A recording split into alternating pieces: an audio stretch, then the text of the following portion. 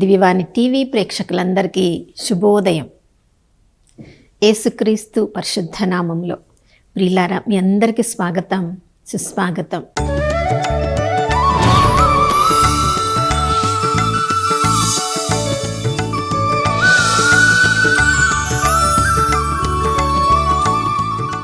గడిచిన దినమంతా కంటికి రెప్పలా కాచుకున్న ఆ దేవాతి దేవునికి పూర్ణ హృదయంతో, పూర్ణ ఆత్మతో, పూర్ణ శక్తితో ఈ ఉదయకాలమే వందన సమర్పణ చేద్దాం. ఎందుకంటే నమ్మదగిన దేవుడు, విశ్వసనీయుడు. మనం ఊహించిన దానికంటే, కోరుకున్న దానికంటే ఎక్కువగా ఈ నూతన ఉదయంలో తన నూతన ప్రేమను, కరుణను మనందరిపై కుమ్మరించి ఉన్నారు. ఆ నమ్మదగిన దేవుని ప్రేమలో ఈ రోజంతా మనం ఆనందంగా జీవించుదాం. ప్రియులారా, ప్రతిరోజు ఆనందంగా జీవించాలనే ఆశపడతాం. ఆ విధంగా ఒక్కొక్క మనం పనిచేసే స్థలాలకు, ఎక్కడికైనా వెళ్ళినప్పుడు అంత ప్రశాంతంగా జరిగిపోవాలి అని అనుకుంటాం. మన కుటుంబ సభ్యులతో రోజంతా కూడా ప్రశాంతంగా గడపాలి, మనం అనుకున్నవన్నీ అనుకున్నట్లుగా అందరూ మనకు సహకరించాలి అని అనుకుంటాం. కానీ మనం అనుకున్న విధంగా జరిగితే ఇక మన జీవితంలో ఎప్పుడు ఆనందం, సంతోషమే ఉంటుంది కదా. కానీ చాలాసార్లు మనం అనుకున్నట్లు కాకుండా, మనం కోరుకున్న దానికి వ్యతిరేకంగా ఇతరులు మనకి స్పందించడాన్ని మనం గమనిస్తూ ఉంటాం. ఒక క్లాస్లో ఒక 20 మంది పిల్లలు ఉన్నారనుకోండి. 20 మంది పిల్లలు ఒక్కొక్కరు ఒక్కొక్క విధంగా వాళ్ళు ప్రవర్తిస్తూ ఉంటారు, వాళ్ళ స్వభావాన్ని చూపిస్తూ ఉంటారు. ప్రియులారా, అంతెందుకు, మన కుటుంబంలో ఉన్న మన కుటుంబ సభ్యులమందరము మనం పుట్టిన దగ్గర నుంచి మన గురించి ఒకరికొకరు తెలుసు.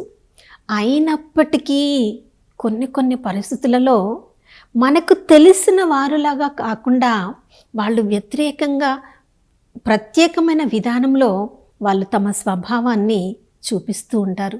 ఇది ఎలా సాధ్యమవుతుంది? వీళ్ళని మనకు బాగా తెలుసు కదా, ఇలా ఎలా వీళ్ళు ప్రవర్తిస్తున్నారు, ఇలాంటి స్వభావాన్ని ఎలా వీళ్ళు చూపగలుగుతున్నారు అని మనం అనుకుంటాం. కొన్నిసార్లు మన వ్యక్తిగత జీవితంలో మనకి తెలియని ఎన్నో రకాల కోణాల్లో మనము జీవిస్తూ ఉంటాం. అవి బహిర్గతం అయినప్పుడే అలాంటి స్వభావం మనలో ఉందని మనకు అర్థమవుతుంది. ఎలా ఇన్ని రకాల స్వభావాలను మనం కలిగి ఉంటున్నాం ప్రియులరా? చూడండి, మన తల్లిదండ్రులు ఇద్దరి స్వభావం మనలో ఉంది. మన తల్లికి తమ తండ్రి నుంచి, తల్లి యొక్క అమ్మ నుంచి, వాళ్ళిద్దరి 2 రకాల కుటుంబాల నుంచి వాళ్ళు వచ్చారు. ఆ 2 రకాల కుటుంబాల నుంచి అమ్మలోకి వచ్చిన స్వభావము, నాన్న యొక్క 2 కుటుంబాలు, అమ్మ కుటుంబం, నాన్న కుటుంబం నుంచి వచ్చిన ఆ 2 స్వభావాల నుంచి నాన్నలోకి వచ్చిన స్వభావము, అమ్మ నాన్న దగ్గర నుంచి మనకొచ్చిన స్వభావము, ప్రియులారా, ఈ భౌతిక స్వభావంగా మనమందరము స్వీకరించి ఉన్నాము. అందుకనే రోమిలకు రాసిన లేఖ 7వ అధ్యాయము 18 నుంచి 20 వరకు పౌలు భక్తుడు ఎంత జ్ఞానం కలవాడు, ఎంత ధర్మశాస్త్రాన్ని బాగా అవలోకం చేసిన పరిసయ్యుడిలాగా ఉన్నవాడు. అతనికి కూడా తన స్వభావము తనకి అర్థం కావడం లేదు. నేను అనగా నాలో ఈ భౌతిక శరీరంలో ఉన్న స్వభావము, నేను మంచిని చేయాలనుకుంటున్నప్పుడల్లా దానికి వ్యతిరేకంగా చెడునే చేస్తున్నాను. మంచిని చేయగోరుతున్నాను, కానీ అది చెయ్యలేక నేను చెయ్యకోరని చెడునే నేను చేస్తున్నాను. అంటే నాలో నాకు తెలియకుండా నేను అంటే నా అంతరంగమునకు వ్యతిరేకంగా పనిచేసే ఈ భౌతిక స్వభావము నాలో పనిచేస్తుంది. కాబట్టి నాలో ఏ మంచి నేను చేయాలనుకుంటున్నానో అది నేను చేయగోరని చెడునే నేను చేస్తున్నానని బాధపడుతున్నాడు. ప్రియులారా, అంత గొప్ప పరిసయుడు, ధర్మశాస్త్ర బోధకుడికే అది అర్థం కాలేదు. సామాన్య ప్రజలమైన మనకు అందుకనే కొన్నిసార్లు మన స్వభావము మనకే అర్థం కాదు. మన కుటుంబ సభ్యులు ఏ సమయంలో వాళ్ళు ఎలా ప్రవర్తిస్తారో మనకి అర్థం కాదు. ఎందుకంటే ప్రపంచంలో రకరకాల స్వభావాలతో మనం జీవిస్తూ ఉన్నప్పుడు వేరే వాళ్ళ ప్రభావం కూడా మన మీద పడుతుంది. కాబట్టి అందుకనే సామెతల గ్రంథం 30వ అధ్యాయం 11వ వచనం నుంచి 14వ వచనం వరకు చదువుతున్నప్పుడు ఒకవైపు దేవుడు మనకి చెప్తున్నాడు, మీ తల్లిదండ్రులను గౌరవించండి అని. కానీ చాలాసార్లు చాలా కుటుంబాల్లో కొంతమందిని చూస్తున్నప్పుడు తండ్రులను శపిస్తూ ఉన్నారు, తల్లులను గౌరవించడం లేదు. ఒకవైపు దేవుడు నేను పవిత్రుడను, మీరు పవిత్రంగా జీవించండి అని చెప్తున్నారు. కానీ మనలో చాలామందిలో ఉన్న స్వభావం ఏంటంటే మనల్ని మనము పవిత్రంగా మనం జీవిస్తున్నాము అని మనం అనుకుంటాము. కానీ మన లోపల ఉన్న లోపాలని మనం గుర్తించలేకపోతున్నాం. ఒకవేళ గుర్తించినా కూడా దాన్ని మన నుంచి తొలగించుకోవడానికి ఏమాత్రమో మనము ప్రయత్నం చేయడం లేదేమో. ఒకవైపు ప్రభువు నేను అందరినీ ప్రేమిస్తున్నాను, మీరు కూడా అందరినీ ప్రేమించండి అని ప్రభు చెప్తున్నారు. కానీ మనలో ఉన్న స్వభావం ఏంటంటే మన కన్నులు నెత్తికెక్కి దేవుడు మనకిచ్చిన కొన్ని తలాంతులను బట్టి వాటిని మనము సొంతగా సంపాదించిన తలాంతులుగా మనం గుర్తించి గర్వముతో పైకి మనము చూస్తూ ఉంటామంట.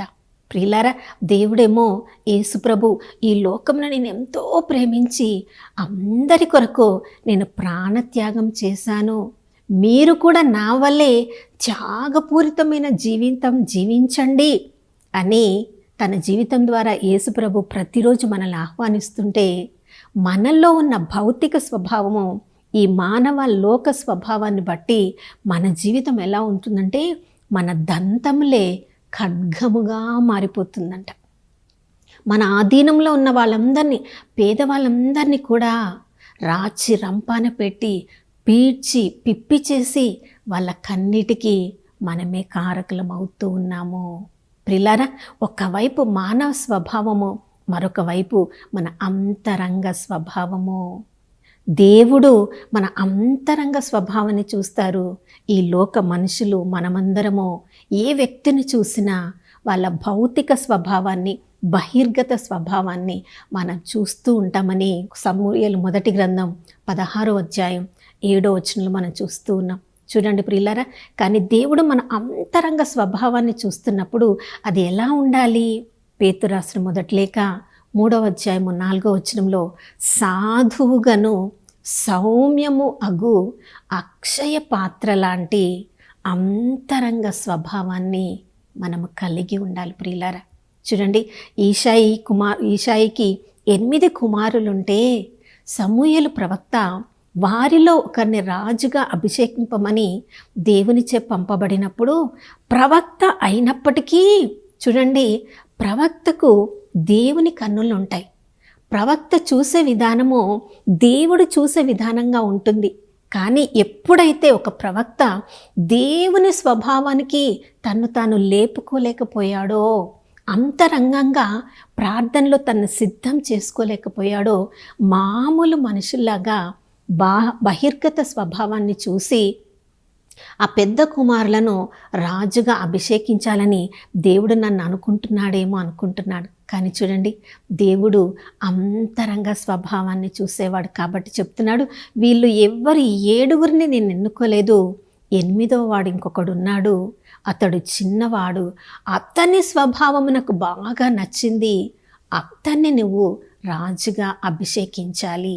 ప్రియులారా, దావీదు చిన్నవాడు, గొర్రెల కాపరిగా ఉన్నవాడు, కానీ ప్రధాన కాపరి అయిన యేసు ప్రభు యొక్క హృదయాన్ని, అంతరంగ స్వభావాన్ని కలిగి ఉన్నాడు. కాబట్టి తన తండ్రి కూడా అతన్ని గుర్తించలేకపోయాడు.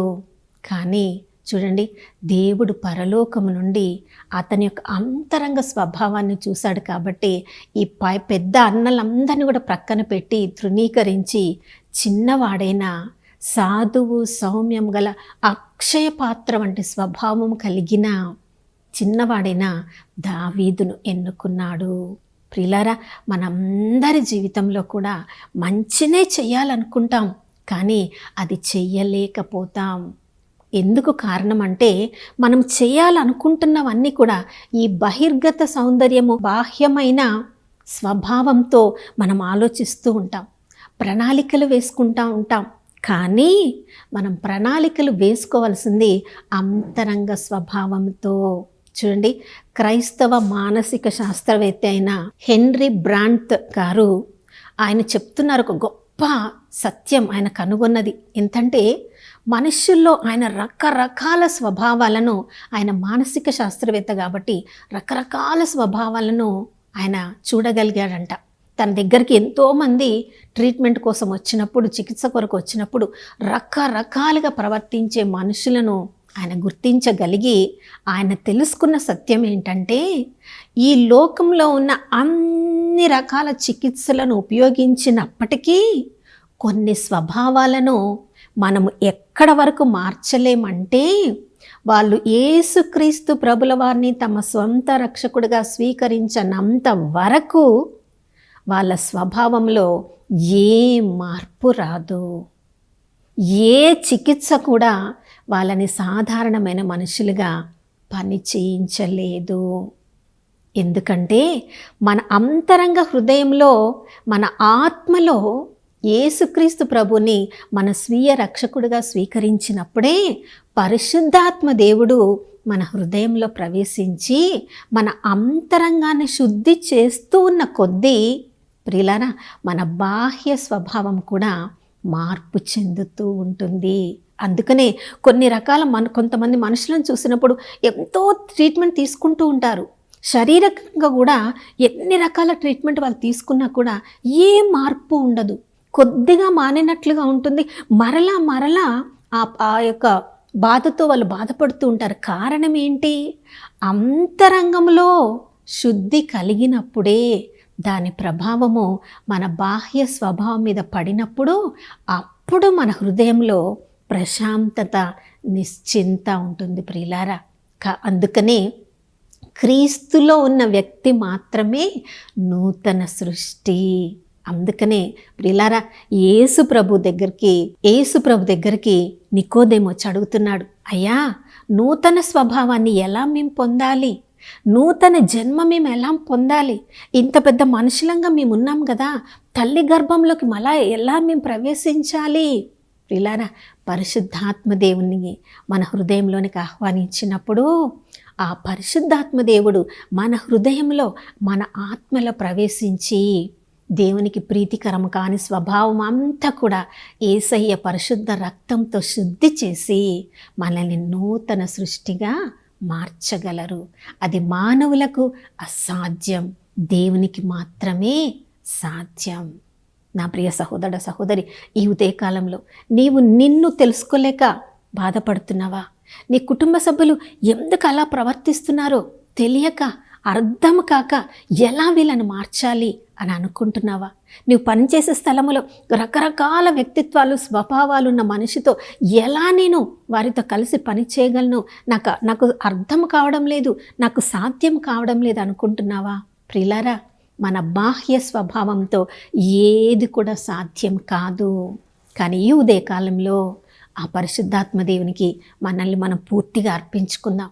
ప్రభువా, నా హృదయంలోనికి రండి, నా అంతరంగ సౌందర్యాన్ని పెంచండి.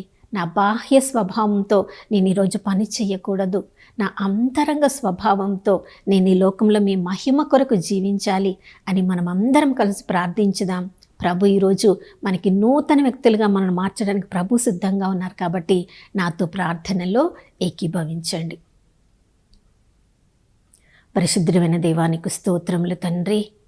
అయ్యా, అంత గొప్ప పరిసయుడైన సౌలు కూడా ప్రభా తన స్వభావాన్ని తను తెలుసుకోలేకపోయాడు. యూదా మతాన్ని అవలంబించకుండా యేసు ప్రభు చూపించిన మార్గాన్ని అవలంబిస్తున్న వారందరినీ కూడా ప్రభా రాచి రంపాన పెడుతూ తను చేస్తున్నదే కరెక్ట్, నిజము అనుకున్నాడు తండ్రి. కానీ ఎప్పుడైతే మీ యొక్క దర్శనాన్ని చూసి, మీ యొక్క స్వరాన్ని విని, ఆ గర్వం అనే గుర్రం నుంచి క్రింద పడినప్పుడు ప్రభా మీ యొక్క మాటల్లోని ఆ మాధుర్యాన్ని, మిమ్మల్ని వినే సత్యాన్ని అనుగ్రహించగలిగినప్పుడు మాత్రమే ప్రభా తన నిజ స్వరూపాన్ని తెలుసుకోగలిగాడు. ఒక్కసారి మీ వైపుకు ఆకర్షింపబడిన తర్వాత తన బాహ్య స్వభావాన్ని పూర్తిగా వదిలి అయ్యా అంతరంగ స్వభావంతో తనను పూర్తిగా మీకు సమర్పించుకున్నాడు. కాబట్టి ఎంతో గొప్ప నాయన సత్య సందేశాన్ని నాయన ఎన్నో లేఖల ద్వారా ఈరోజు వరకు ఎంతోమందికి అతడు ఆశీర్వాదకరంగా ఉన్నాడు. నా ప్రభా, ఈరోజు ఈ ఉదయకాలంలో మేమందరము కూడా తండ్రి అయ్యా మా సొంత ఆలోచన ద్వారా మా సొంత తలంపుల ద్వారా మేము జీవించడం కాదు, కానీ ప్రభా వాక్యములు మీరు మాకు ఏం బోధిస్తున్నారు, మా ఆత్మలో మీ పరిశుద్ధాత్మ ద్వారా మీరు ఏం మాట్లాడుతున్నారు, మేము ఎలా జీవించాలని మీరు ఆశపడుతున్నారు అయ్యా. క్రీస్తు ప్రభుల ద్వారా మేము నేర్చుకున్న సత్య సందేశాన్ని మా జీవితాల్లో మేము అణువున దాన్ని ప్రభా మేము మా జీవితాల్లో దాన్ని అనుసరిస్తూ మొదట మమ్మల్ని మేము తెలుసుకోవడానికి, మా చుట్టూ ఉన్న వారిని తెలుసుకోవడానికి, మా జీవిత విధానంలో కలిగిన మార్పు ద్వారా ఇతరులకు మేము మార్గదర్శకులుగా ఉండడానికి ఈ నూతన ఉదయంలో మమ్మల్ని అందరినీ నూతన అభిషేకంతో అభిషేకించమని యేసయ్య పరిశుద్ధ నామములో అడిగి వేడుకొనిచున్నాం తండ్రి, ఆమేన్. అవును ప్రియులారా, బాహ్య సౌందర్యంతో ఈరోజంతా మనం జీవించకుండా మనం క్రీస్తులో ఉన్నాం కాబట్టి ఈ ఉదయకాలం నూతన సృష్టిగా మారాం. అంతరంగిక సౌందర్యంతో ఈరోజు యేసు ప్రభునకు సాక్ష్యంగా జీవించుదాం. మరొక నూతన శుభోదయంలో మనం అందరం కలుసుకునే వరకు దివ్యవాణి టీవీని వీక్షిస్తూ ఉందాం. ఇమ్మానుయేలు, దేవుడు మనతో ఉన్నారు.